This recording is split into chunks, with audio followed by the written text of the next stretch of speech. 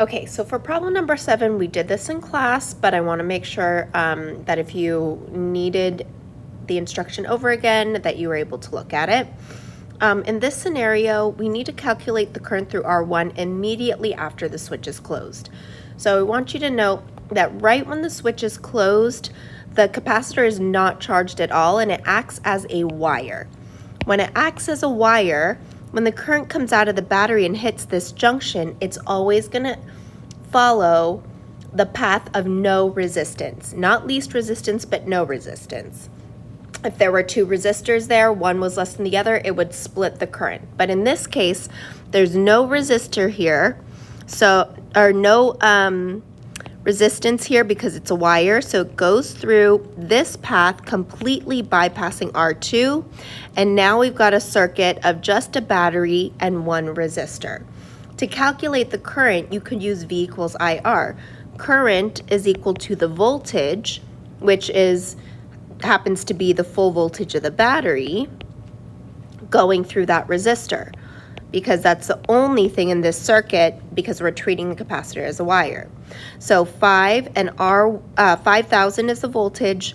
R1 is 6 times 10 to the 5th power. When I do that division, I get 0.008 amps. Okay. For part 2, we draw the relationship between voltage across the capacitor over time.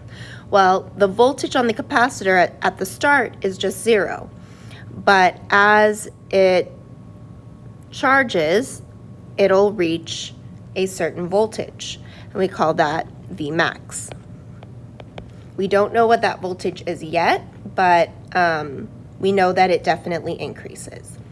Now we need to calculate the current through resistor 1 when equilibrium is reached. So now this problem is changed. Once equilibrium is reached, then our capacitor acts as a roadblock. It no longer allows charges in this branch because it's full. And so when the current goes out to this junction, it experiences full resistance in this roadblock, or we can think about it even as a open circuit and no charge can go through there. So now it's going to travel through R2, R1, and then back to the battery. This is a set of resistors in series connected to the battery. So if they're in series, we just add them together. 16 plus 15 added together gives me a net resistance of 21 times 10 to the 5th power, and then the voltage across both of those is 5,000. And if I divide those two, I get 0.002 amps. Okay, now it says calculate the maximum charge on the capacitor. What a lot of students do is they say, oh, we've got 5,000 volts in the battery, it must have 5,000 volts through the capacitor. But you have to be very, very careful. That only works if the capacitor has eliminated current through all the other resistors, especially in resistors in its own loop. And if we look at this scenario and we follow the path, the capacitor is attached to this resistor, which still has current going through it because of this R2 right here. And as I stated in class, it's very similar to the lab we did. This resistor is not going to have a voltage of 0 because of the fact that current is going through there. And in fact, we can calculate what that current is because we can calculate what that voltage drop is because we calculated the current here. So again, common misconception, the voltage across the capacitor is not 5,000. We need to figure out what the voltage across resistor 1 is. It's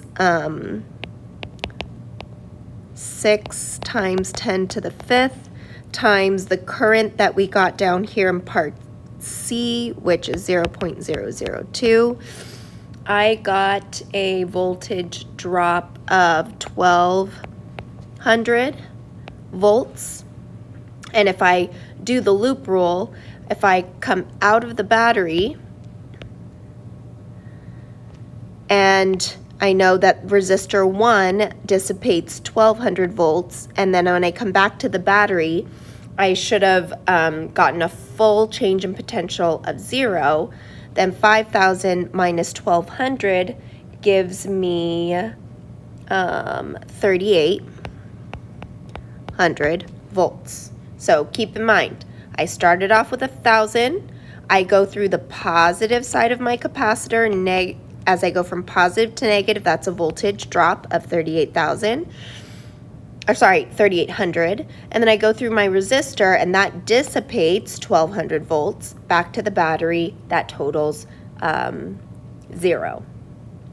So the maximum charge on the capacitor. In this question, we have to solve for Q is equal to capacitance, 7 times 10 to the negative 6, times the voltage of 3,800, and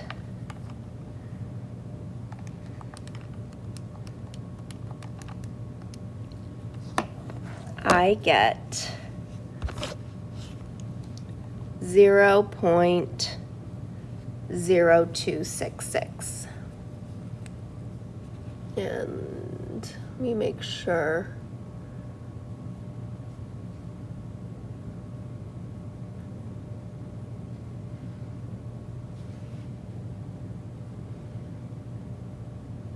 It's a little bit off due to rounding, but I got 0.027 coulombs. Okay, now the maximum energy stored in the capacitor. The energy is 1/2 CV squared. I know capacitance is 7 times 10 to the negative 6. The voltage is 3,800 squared. So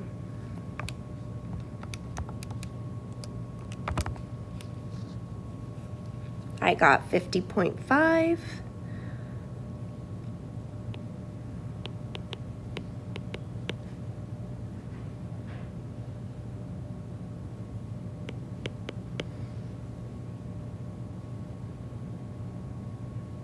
Because we have such big values being squared here, mine is slightly off from the answer key, but I got 50.5. The answer key says 45. Either one of those is fine.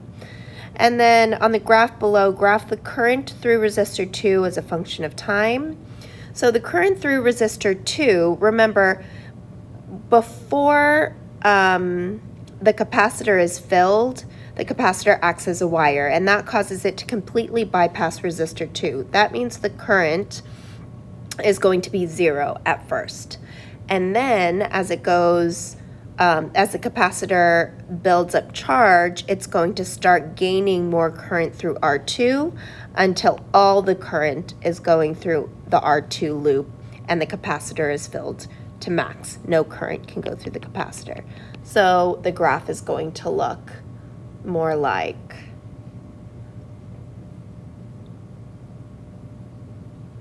this.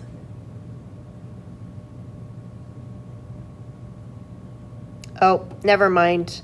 I'm looking at the answer key and I'm realizing I'm analyzing this wrong, because the this is what's going to happen when the switch is closed.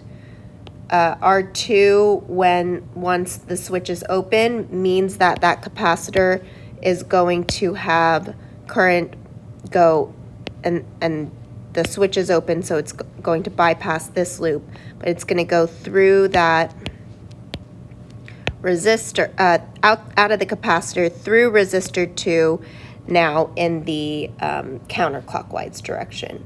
So it's going to start off with a really high current, and then the current is going to decrease down to 0 once all that charge has dissipated from the capacitor. So that is it.